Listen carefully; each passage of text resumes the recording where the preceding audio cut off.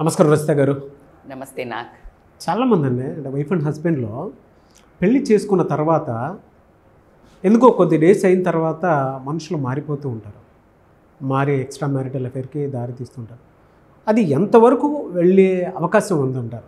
గజం కేవలం 23,000 రూపాయలతో 165 గజాల భూమి కేవలం 38 లక్షలు మాత్రమే. మీరు అన్నట్టు చాలా ఇది 3 నెలల ముచ్చటే, 6 నెలలేరా దాని తర్వాత ఉంటుంది, లేకపోతే 2 ఏళ్ల తర్వాత బోర్ కొట్టిందా అని వైఫ్ అండ్ హస్బెండ్ ఫైట్లకు మనకు కౌన్సిలింగ్ రావటం, 10-15 ఏళ్ళు అయ్యాక సెలబ్రిటీస్ని తీసుకున్నా కూడా 20 ఏళ్ళు 15 ఏళ్ళు అయినా కూడా డివోర్స్ తీసుకోవడము, వేరే వాళ్ళ వైపు మొగ్గు చూపి ఎక్స్ట్రా మ్యారిటల్ అఫైర్స్ పెట్టుకోవడం అనేది మనం చాలా ఫ్రీక్వెంట్గా చూస్తుంటాం.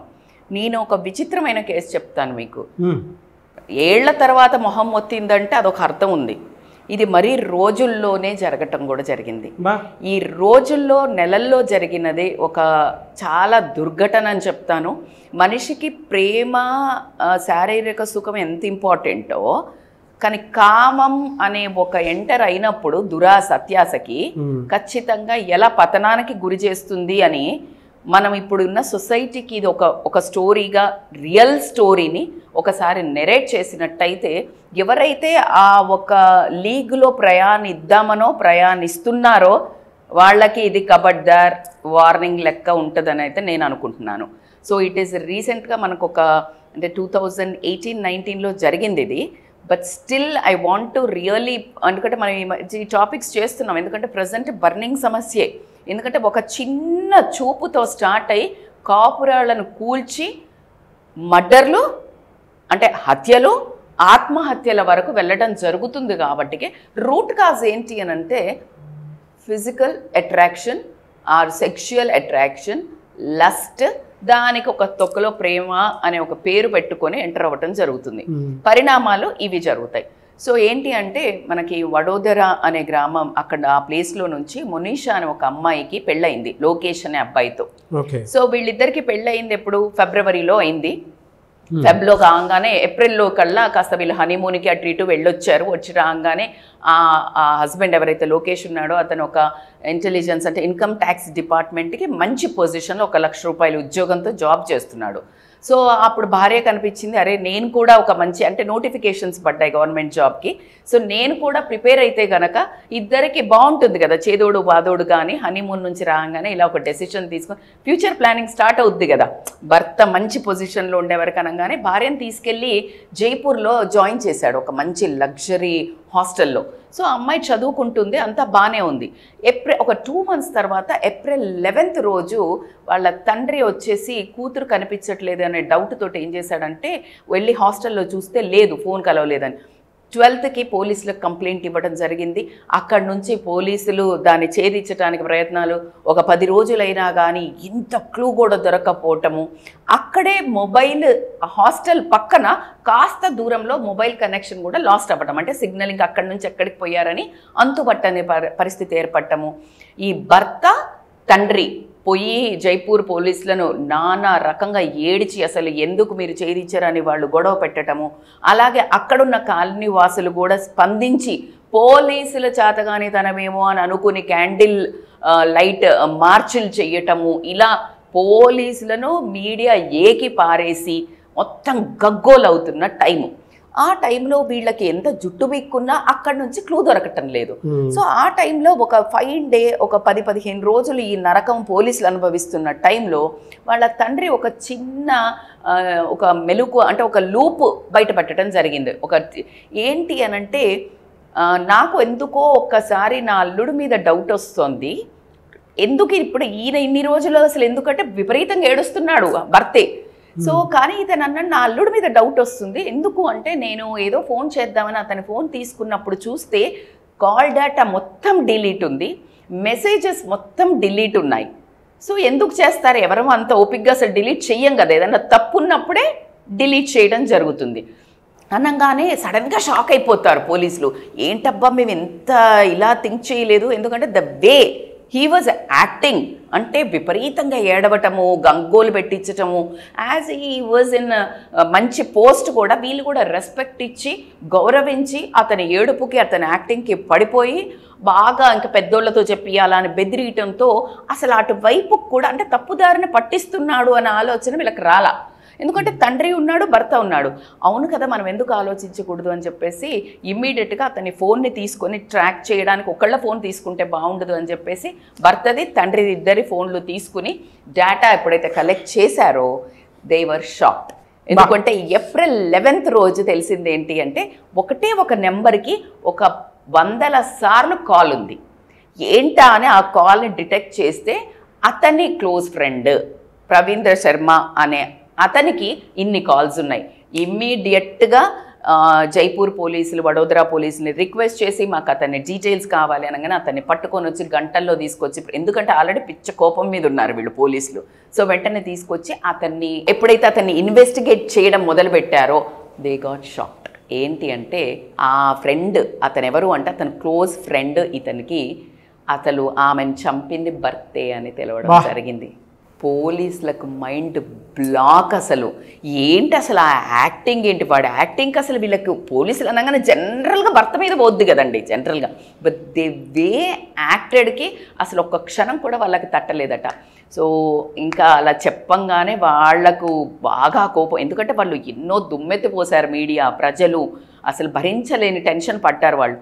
ఇమ్మీడియట్గా అతన్ని పిలిపించి పోలీసులు రాగానే ఇంకా అప్పుడు కూడా వచ్చి ఏడుస్తూ ఇట్లా ఏదో చెప్పబోయేసరికి అసలు మామూలుగా నిద్రలేని రాత్రులు గడిపారు కదా పోలీసులు దెబ్బెట్లా ఉండి అది చెంప చళ్ళు అనేటట్టు కొట్టి, అంటే ఇంక అప్పటికి కూడా ఏదో కథ చెప్పబోయాడట మా ఫ్రెండ్. ఏదో చెప్పబోతే ఇంకా ఆపు నాటకాలు, నువ్వు ఇలా నీ ఫ్రెండ్ అంతా రివీల్ చేసేసాడు నీ గురించి, మొత్తం ఏంటి అని లాగితే అది మొత్తం నిజాయితీగా నువ్వు మొత్తం చెప్పి, నీకు స్కోప్ లేదు బట్ యూ టెల్ ఇన్ నీ వర్డ్స్లో అంటే అప్పుడు చెప్తే మీరు నిజంగా అండి అసలు ఆ వింటున్నంతసేపు నాకు కూడా ఎలా ఎందుకు చంపాడు అనేది అర్థం కాదు. ఏదైనా పాత ప్రేమనేమో ఇలా ఎన్నో ఆ వినే వరకు మనకు ఉంటుంది కదా కుతూహలం.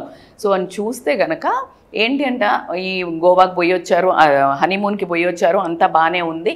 ఆ అమ్మాయి వెళ్ళిపోయాక ఒక 15-20 రోజుల వరకు ఈ వాజ్ వెరీ నైస్ అంటే ఆయన అపార్ట్మెంట్లో ఉండటం, ఆఫీస్ చూసుకోవటం, యాజ్ ఎ బిజీ పర్సన్ అవుతుంది. ఒక రోజు ఏమైందంటే అతను ఆఫీస్కి ఇన్కమ్ ట్యాక్స్ డిపార్ట్మెంట్ పెద్ద పొజిషన్లో ఉన్నాడు కాబట్టి ఒక లీగల్ ఏదో ప్రాబ్లమ్స్ కోసం ఒక అమ్మాయి, చాలా అందమైన అమ్మాయి, పెద్ద లగ్జరీ కార్ వేసుకొని వచ్చి తనకేదో డౌట్ ఉండటం, హెల్ప్ ఉండటం వల్ల అతన్ని అడిగి తెలుసుకుందామని వచ్చింది. తెలుసుకునే టైంలో ఒకటి భార్య లేదు, ఆ అమ్మాయి అందంగా ఉంది, ఆ అమ్మాయి కూడా మేబీ ఇంట్రెస్ట్గా ఇద్దరికి ఒకరికొకరికి లుక్స్ ఎక్స్చేంజ్ అవ్వటము, అది అట్రాక్షన్ మనం మాట్లాడుకుంటాం కదా ఎలా స్టార్ట్ అవుతుంది అని. కాస్త అందంగా ఉంటే నచ్చటంలో తప్పే ఉందండి, బాగున్నారండి అనటంలో ఇట్స్ నథింగ్ రాంగ్. సో అలా బాగున్నారు అని అనుకోకుండా ఆ మొత్తానికి ఆ పని చేసి పెట్టాడు. ఏది ఈ ఇన్కమ్ ట్యాక్స్ది అతను మొత్తం పని చేసి పెట్టంగానే ఆబ్వియస్లీ ఏముంటుంది, మొగాళ్ళైనా జనరల్గా ఏం చేస్తారు, పార్టీ త్రో చేస్తారు, ఇట్స్ అ కామన్. జనరల్గా లేడీస్ చెయ్యరు, అక్కడతో చేతులు ఏమన్నా ఇవ్వాలి కింద అండర్ ద టేబుల్ అంటే డబ్బులు ఇచ్చేసి వదిలించుకుంటారు. కానీ వీళ్ళకి ఒకళ్ళ మీద ఒకళ్ళకి ఇంట్రెస్ట్ క్రియేట్ అయింది అక్కడ. ఎందుకంటే ఈ వైఫ్ లేదు, ఈ అమ్మాయికి పెళ్ళి అవ్వలేదు, అతను బాగుంది కదా, ఈ అమ్మాయి వైపు అయితే అసలు మొత్తం ఏం లేదు, ప్రాబ్లం లేదు. సో వీడికి ఆ అమ్మాయి లేదు ఇక్కడ. సో ఇంకెట్లా ఉంటుందండి, ఎట్లా ఏమంటారు, అది కంచె తీసేసిన గాడిదలాగా మొత్తం జంతువులాగా ఇంకా ఇమ్మటే ఆ అమ్మాయి దగ్గరికి అట్లా నైట్ డిన్నర్కి వెళ్ళడం జరుగుతుంది. అండ్ దే బోత్ అంటే ఇద్దరు ఇష్టంతో కన్సెంట్ తోటే ఆ అమ్మాయితోటి ఫిజికల్ రిలేషన్ ఏర్పడడం జరిగింది. ఇక ఎట్లా ఉంటుందండి, అదో మత్తు. నేను ఎప్పుడు చెప్తాను మీకు, ఒక డ్రగ్ లాగే అది. ఒక రోగం పట్టిందంటే దానికి ఎన్ని పెస్ట్ కంట్రోల్ కొట్టినా పోదు అన్నట్టు అది కన్ను మిన్నుగా అనకంటే దే స్టార్టెడ్ ఎంజాయింగ్ టూ మచ్గా. అట్లా ఇక ఆ ఫిజికల్ అట్రాక్షన్లో మొహం మొత్తే వరకు ఎట్లుంటుంది, నాకు నువ్వు నీకు నేను అని ఇంకా అసలు వాదాలు ప్రమాణాలు ఇక మొత్తం దునియాని మర్చిపోయి పైశాచికంగా ఉండే ఆ క్వాలిటీని కాస్త పిచ్చి అంటారు కదా. ఎలా అండి అంటే జనరల్గా అంటే ఆ మత్తులోకి వెళ్ళిపోయి ఉంటారు కదా, దాని నుంచి బయటపడాలి అని అంటే ఎలా అండి అసలు జనరల్గా? సో మనకు అది బయటపడాలి అంటే మనం ఆల్రెడీ పెండింగ్ ఉన్నాము మనోళ్ళకి. ఈ స్టోరీ అయిపోయాక నేను ఎప్పుడు చెప్తాను అని చెప్తాను. సో కట్ చేస్తే ఇది చాలా చూడండి, పెళ్ళి అయ్యాక వైఫ్ ఒక మంచి పర్పస్ కుటుంబాన్ని నిలబెట్టడానికి వెళ్ళింది. వీడి కలాపాలు చూడండి. ఆ అమ్మాయికి పెళ్లి కాలేదని చెప్పాడంట.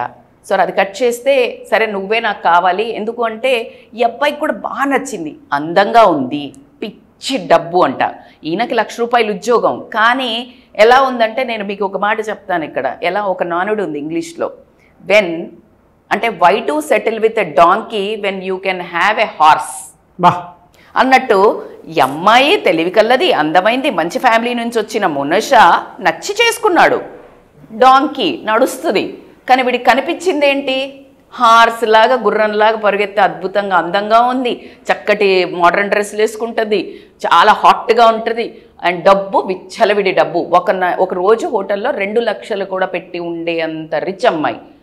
సో ఆబ్వియస్లీ ఏమనిపిస్తుంది, నువ్వు నన్ను పెళ్లి చేసుకో ఎట్టి పరిస్థితుల్లో అని ఆ అమ్మాయి ఇంట్లోనే ఉండటం మొదలుపెట్టాడు. సో దెన్ ఆ అమ్మాయి నన్ను పెళ్లి చేసుకోవాలి, నువ్వు లేకుండా ఉండలేను అని చెప్పింది. అందుకని ఇప్పుడు డివోర్స్ ఇద్దామా, మనం వెంటనే ఏమంటాము, అరే ఇష్టం లేకపోతే వదిలేరా బాబు అని అంటే కొంతమంది కామెంట్లు కూడా అట్లా వదిలేమని చెప్తారు మీద, ఒరే బాబు ఇలాంటివే జరుగుతాయి. ఎవడు డైవర్స్ అడిగితే ఇచ్చి దొబ్బండి, ఎవడు వాడు లేకున్నా బతుకుతాడు, ఇది లేకున్నా బతుకుతారు, ప్రాణాలతో బతుకుతారు, మీ తల్లిదండ్రి ఉన్న వాళ్ళతో బతుకుతారు, మీ అన్న తమ్ములు మీకోసం ఉన్నారు. ఇది ఒక రిలేషనే కాదు కదా, ఎవడు వద్దు అని చేశారు. సో వద్దు అన్నప్పుడు డివోర్స్ ఇచ్చి పడేయాలి, అంతేగాని ఇది చూడండి అసలు ఎక్కడికి తీసుకెళ్ళిందో వాడి దరిద్రాన్ని. సో అందరూ నన్ను తప్పుపడతారు డివోర్స్ అడిగితే, ఎందుకంటే షీస్ బ్యూటిఫుల్, షీస్ ఇంటెలిజెంట్, మంచి ఫ్యామిలీ, కోరి చేసుకున్నాడు, అడగటానికి ఒక మ్యాటర్ ఉండాలి కదా. అందుకని అలా కాదు, ఇంక ఈ అమ్మాయిని చంపితే కానీ నాకు విముక్తి లేదు, ఎందుకంటే ఇక్కడ హార్స్ లాగా ఉంది ఒక మంచిగా తిజోరి అని చెప్పేసి అనుకున్నాడు. ప్లాన్ చేశాడు. అప్పుడు ఒకరు కావాలి కదా హెల్ప్ కోసం. సో ఒక ఫ్రెండ్ ఉంటాడు ప్రణీంద్ర శర్మ అని, అతన్ని రిక్వెస్ట్ చేసి, ఒరే నువ్వు కనుక నాకు హెల్ప్ చేసి పెడితే నీకు ఒక మంచి గవర్నమెంట్ ఉద్యోగం, అసలు నీకు ఏది కావాలన్నా నేను చేసి పెడతాను అని ఆ అబ్బాయికి చెప్తే, చూడండి ఆశ. మనము జనరల్గా అమ్మాయి ఏదైనా ఉద్యోగం కోసం శరీరాన్ని నమ్ముకుంటే ఏమంటాం, ఎక్స్ప్లాయిటేషన్ అంటాం. మగవాళ్లతో కూడా ఎక్స్ప్లాయిట్ చేయొచ్చు. సో అలా ఒకటి వేసేసాడు, బిస్కెట్ వేయంగానే వీడు పడిపోయాడు. సరే అనుకున్నాడు. ఇతన్ని ఏం చేశాడంట అంటే, ఇంటికి అమ్మాయి జైపూర్లో హాస్టల్ దగ్గరికి పంపించంగానే అతను వెళ్ళి హాస్టల్ ముందు ఉండి ఫోన్ చేశాడంట. ఇతనికి చెయ్యంగానే ఓకే నువ్వు అక్కడ ఉన్నావు కదా అని చెప్పేసి వైఫ్కి ఫోన్ చేసి, చూడు నాకు ఒక ఇన్కమ్ ట్యాక్స్ దాంట్లో చాలా ప్రాబ్లం వచ్చింది, నన్ను హాంట్ చేస్తున్నారు, నాకు ఇష్యూ వచ్చేటట్టుంది, మనకు ప్రాణాలకి ప్రమాదంగా ఉంది. ఇది పెద్దది కదా ఇన్కమ్ ట్యాక్స్ అంటే, పెద్ద పెద్దోళ్ళు ఇన్వాల్వ్ అయ్యి ఉండే సమస్య కాబట్టి ఆ అమ్మాయి కూడా నమ్మి నువ్వు నా ఫ్రెండ్ అక్కడ ఉన్నాడు, వాడితో వచ్చేసేయి నువ్వు వెంటనే, మనం కొంచెం సేఫ్గా ఉండాలి అని చెప్తాడు. ఎంత బాగుందండి కట్టుకథ, అజమని నమ్ముతారు కదా భార్యకి, అసలు ఎందుకు వస్తుందో ఆలోచన. వెంటనే అతను కొంచెం దూరంలో హాస్టల్కి ఉంటే అక్కడికి వెళ్ళంగానే నిన్ను ట్రాక్ చేయొద్దుకుండా ఉండాలి అంటే ఫోను అతనికి ఇచ్చేసేయి అని చెప్పాడు. ఇంకా అతను అక్కడ నుంచి ఫోన్ డిస్కనెక్ట్ చేసేసాడు, సిమ్ గిమ్ అంతా కొలాప్స్ చేసేసారు. అక్కడ నుంచి తీసుకొని వడోదరకు రాగానే ఇట్లా జస్ట్ ఇంట్లోకి వెంటర్ అవుతుంటేనే ఆల్రెడీ దే ఆర్ ప్లాన్డ్ కదా, వెనక నుంచి ఆ ఫ్రెండ్ రాడ్డుతో కొట్టటము. అసలు చూడండి క్రూరత్వము. అంటే అదే మనిషితో గోవాలో ఫస్ట్ నైట్ చేసుకొని హనీమూన్ చేసుకొని కలలు కానీ ఫ్యామిలీ అని వచ్చినోడికి ఒక చిన్న దురాశ కనిపించంగానే, ఒక తెల్లగా బుర్రగా డబ్బులతో ఉన్న అమ్మాయి మానవత్వం చూడండి. కామం అంటే అది చాలా అంటే చాలా. ఆ అమ్మాయిని అలా కొట్టినప్పుడు ఒక్కసారి ఊహించండి, నాకు ఆ అమ్మాయికి పరిపరి విధాలుగా ఏం ఆలోచనలు అయి ఉంటాయి. ఆ అమ్మాయి అలా తెల్లబోయి అనే లోపల గొంతుకి తాడేసి చుట్టి చంపేశాడంట, గొంతు నులిమి తాడేసి చంపేసి వెనకాల అతని వెనకాలే ఈయన్ని పంపించే లోపల పెద్ద గొయ్యి 6 ఫీట్ల గొయ్యి తవ్వి ఒక 2 బస్తాల ఉప్పు వేసి పెట్టాడు. ఈ అమ్మాయిని మళ్ళీ చంపిన అమ్మాయిని అందులో పెట్టి మళ్ళీ ఉప్పేసి, ఎందుకంటే త్వరగా పాడవడానికి శవాన్ని వేసేసి కూడిచి పెట్టేసి కథం. ఇంక ఇది అయిపోయింది కదా, వెంటనే వాళ్ళ నాన్నకు కాల్ చేసి, నేను ఫోన్ చేస్తుంటే మీ అమ్మాయి ఎత్తట్లేదు, ఒకసారి వెళ్ళి చూడండి, నాకు ఏదో కంగారుగా ఉంది అని చెప్తే వీళ్ళ నాన్న వెళ్ళాడు. ఇక్కడ నుంచి డ్రామా స్టార్ట్ చేశాడు మనోడు, యాక్టింగ్ స్కిల్స్. సో అలా ట్రాప్ చేద్దామని చూశాడు. ఎప్పుడైనండి మనం ఏ పురాణాలను తీసుకున్నా, ఎక్కడ చిన్నది మీరు మీ ఇంటి పక్క స్టోరీ తీసుకున్నా, మీ లైఫ్ స్టోరీ తీసుకున్నా మంచి జయిస్తుంది అనే దాంట్లో ఎటువంటి కరెక్ట్. సో ఇమ్మీడియట్గా అతన్ని ఇంకా ఇక్కడ ట్విస్ట్ చెప్పనా మీకు, నాకు గరక నాకు ఘాటక అనే సిచ్యుయేషన్ జరిగింది. దరిద్రుడికి బాగా బుద్ధి చెప్పింది. ఆ అమ్మాయి ఎప్పుడైతే ఇలా ట్రాప్లో పడ్డాడో, ఇతనే నన్ను ఎక్స్ప్లాయిట్ చేశాడు, అతనికి పెళ్ళి కాలేదు అన్నాడు, పెళ్ళి కాలేదన్నాడు. ఇలాంటి పెళ్ళి అయిందని అనుకుని నేను పెళ్లి చేసుకుందాం అనుకున్నాను, కానీ నన్ను ట్రాప్లో పడేసిందే వీడు. సో ఇలాంటి వాడిని నరికి పోగులు పెట్టండి అని చెప్పేసి ఆ అమ్మాయి కూడా ఇట్లాంటి దరిద్రుడు దరిదాపులకు కూడా నాకు అవసరం లేదు అని చెప్పడంతో ₹1,00,000 ఉద్యోగం పోయింది, అందమైన తెలివి కల భార్య పోయింది, వాడి బ్రతుకు కటకటాల్లోకి వెళ్ళింది. సో చాలామంది ఇలానే తప్పులు చేస్తూ ఉంటారండి. అంటే ఒక ఇన్సానిటీలోకి వెళ్ళిపోతారు. మీరు ఇందాకన్నట్లు ఒక మత్తు, ఒక మాయలో బతికేస్తారు. మాయ.